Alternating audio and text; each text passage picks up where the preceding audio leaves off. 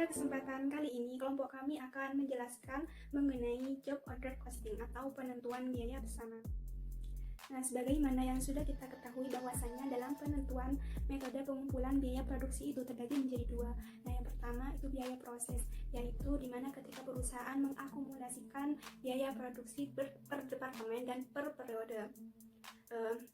Metode ini digunakan ketika perusahaan memproduksi barang yang sama atau yang sejenis. Sedangkan metode pengumpulan biaya selanjutnya yaitu penentuan biaya pesanan. Nah, metode ini digunakan ketika perusahaan memproduksi barang atau jasa dengan spesifikasi yang berbeda. Dalam penentuan biaya pesanan ini, maka biaya produksi akan diakumulasi per pesanan dan akan dilakukan sejak awal dikerjakan hingga produk selesai dikerjakan. Nah, di sekitar kita yaitu kita jumpai pada usaha percetakan. Nah, di mana usaha percetakan ini katakanlah menyediakan jasa pembuatan kartu undangan yang dihargai dengan harga Rp1.000 per lembarnya. Namun ketika pelanggan menginginkan jenis yang berbeda, maka tentu harga dari kartu undangan ini pun akan berbeda mengikuti kualitas bahan ataupun kesulitan desain kartu undangan tersebut. Oleh karena produk yang berbeda-beda spesifikasi tersebut, maka perusahaan dirasa perlu untuk menentukan biaya produksi ini berdasarkan pesanan tersebut. Untuk memudahkan dalam pencatatannya, maka perusahaan menggunakan alat bantu yang di sini disebut sebagai kartu biaya pesanan atau job order costing sheet. Nah, di dalam kartu ini setidaknya memuat 3 komponen. Yang pertama biaya bahan baku, yang kedua biaya tenaga kerja, dan yang ketiga itu biaya overhead pabrik. Baik, saya ambilkan contoh kartu biaya pesanan ini di perusahaan Kalista Corporation, di mana di sini memuat setidaknya siapa pemesannya, spesifikasinya, jumlahnya, tanggal dipesan, hingga kapan produk akan dikerjakan dan kapan produk akan diselesaikan.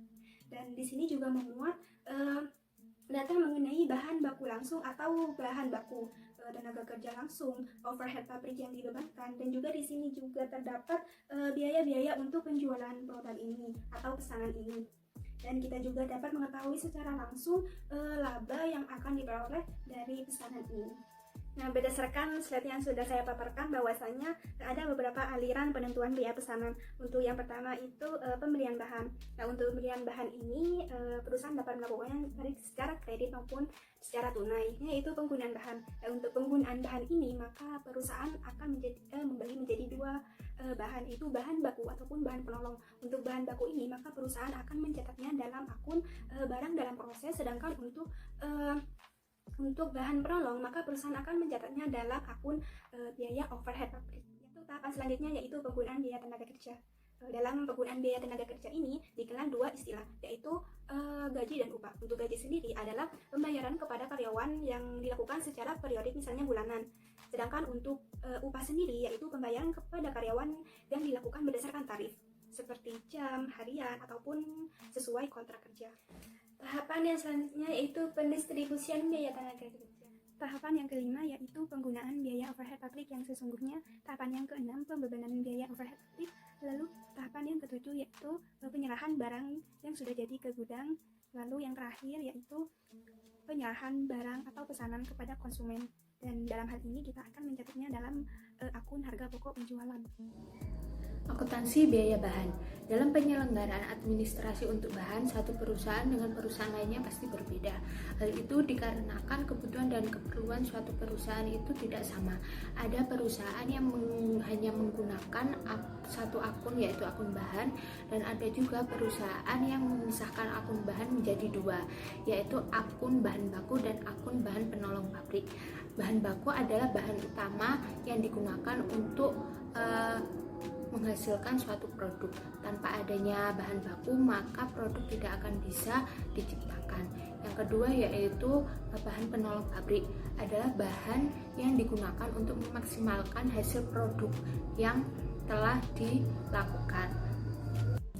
Yang pertama adalah pembelian bahan. Dalam pencatatan administrasi bahan ini dilakukan dengan membuat yang namanya kartu pembantu bahan untuk setiap jenis bahan yang dibeli.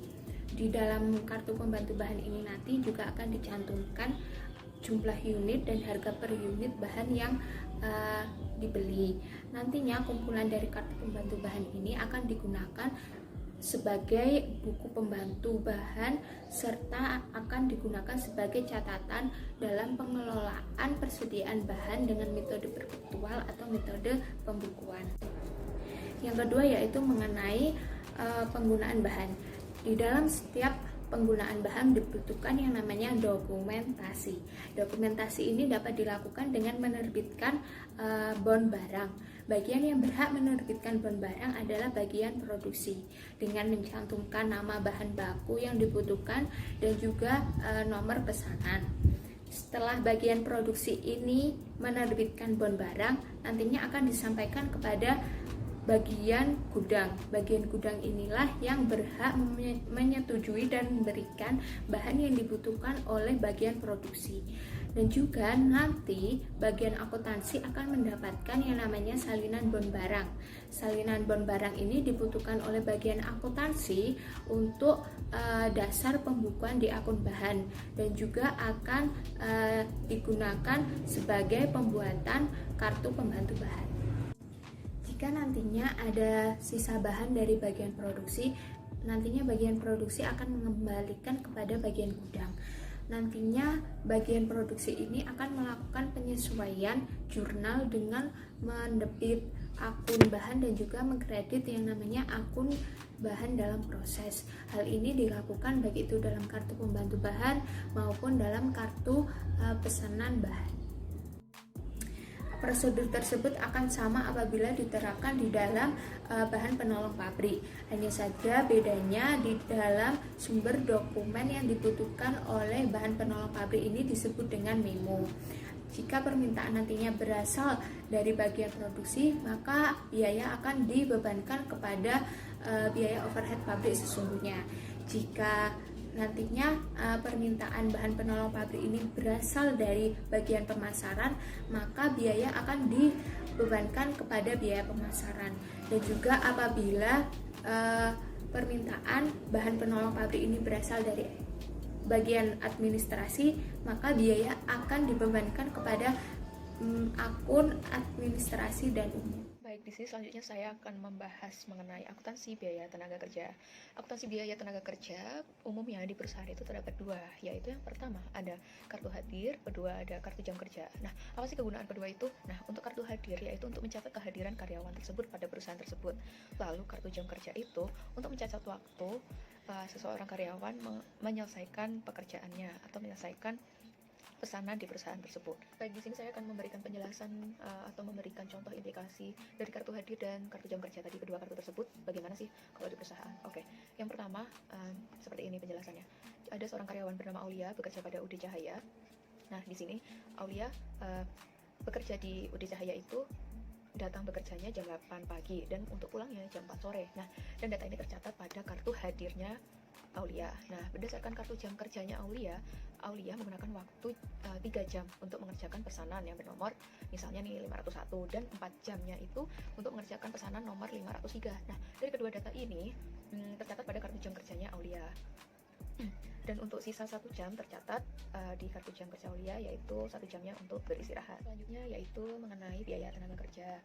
Jadi biaya tenaga kerja ya, di sini perusahaan itu harus membayar gaji dan upah karyawan karena mereka telah bekerja atau berupaya untuk kepentingan perusahaan seperti itu. Nah, pembayaran gajinya dan upah karyawan itu bisa dilakukan harian, mingguan, bulanan ataupun sesuai dengan kontrak yang telah disepakati dari awal. Nah, pembayaran gaji dan upah itu secara aturan bisa saja berbeda pencatatannya, bisa saja berbeda waktunya dengan saat pencatatan untuk gaji dan upah. Nah, jika terjadi perbedaan waktu pencatatan dan pembayaran, akun gaji dan upah akan didebit dan akun utang gaji akan dikredit seperti itu. Nah, untuk akun gaji dan upah merupakan akun sementara sampai dengan gaji dan upah tersebut didistribusikan atau diberikan kepada karyawan berdasarkan golongan biayanya. Nah, contohnya pencatatannya nanti seperti ini. Misalkan di perusahaan bernama Cahaya. Nah, Cahaya membayar gaji dan upah secara mingguan tiap hari Sabtu. Misalnya hari Sabtu ini jatuh pada tanggal 17 Juli 2020 gitu ya. Perusahaan Cahaya ini nanti mencatat gaji dan upah karyawannya itu yang terutang sebesar, kita kasih di sini 500.000. Nah, maka transaksinya ini nanti akan dijurnal sebagai berikut ya, pemaparan saya.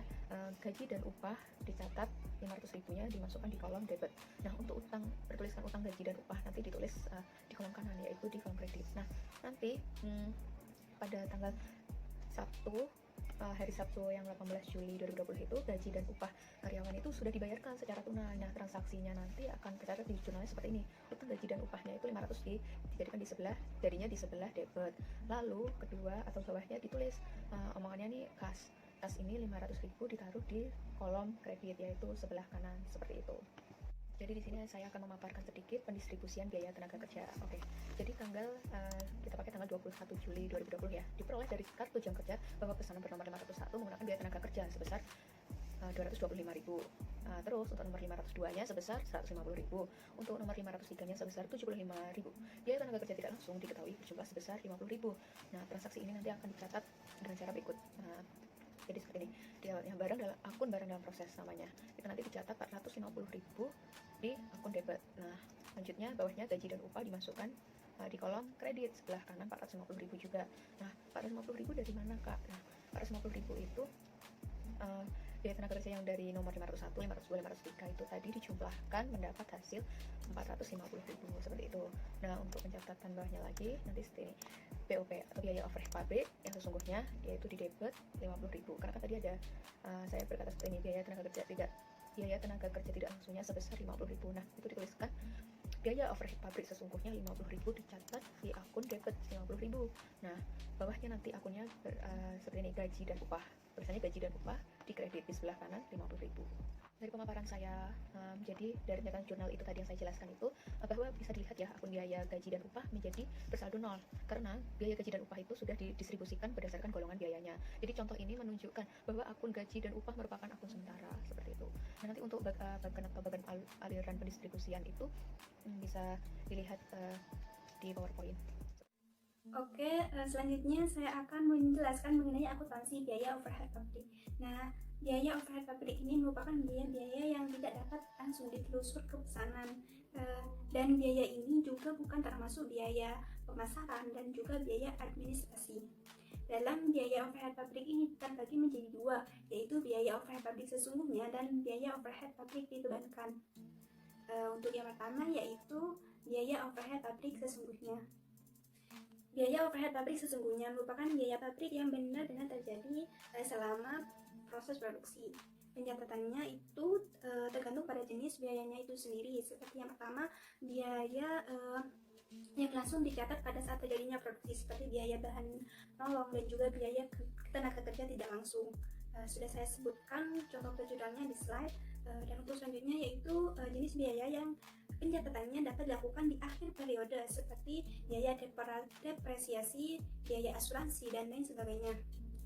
Semisal contoh, perusahaan membayar premi asuransi untuk beberapa bulan dalam tahun tersebut, maka perusahaan pada akhir periode itu membebankan biaya asuransi tersebut ke akun biaya overhead pabrik sesungguhnya tersebut. Pembebanan biaya overhead pabrik ini seringkali timbul beberapa macam permasalahan, seperti perbedaan pencatatan jenis biaya dan juga perbedaan perilaku biaya, seperti ada biaya-biaya yang sifatnya tetap dan juga ada biaya yang variabel tergantung dari volume produksi.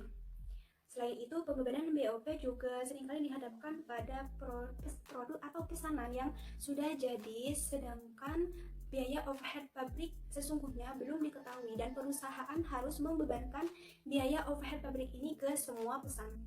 Selain itu, kadangkala pelanggan ingin mengetahui terlebih dahulu harga dari produk yang ia pesan.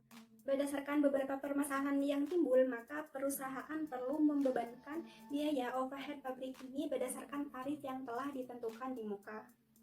Untuk mengetahui pembebanan biaya overhead pabrik ini, maka kita harus mengetahui terlebih dahulu tarif biaya overhead pabrik, yaitu dengan cara membagi estimasi biaya overhead pabrik dengan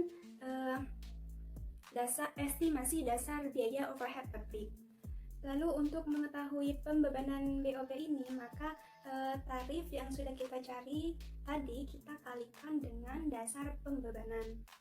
Lalu ketika kita sudah mengetahui BOP yang dibebankan ini, maka kita dapat melakukan penjurnalan sebagai langkah selanjutnya, yaitu dengan cara mendebit akun barang dalam proses dan juga mengkredit akun biaya overhead pabrik dibebankan.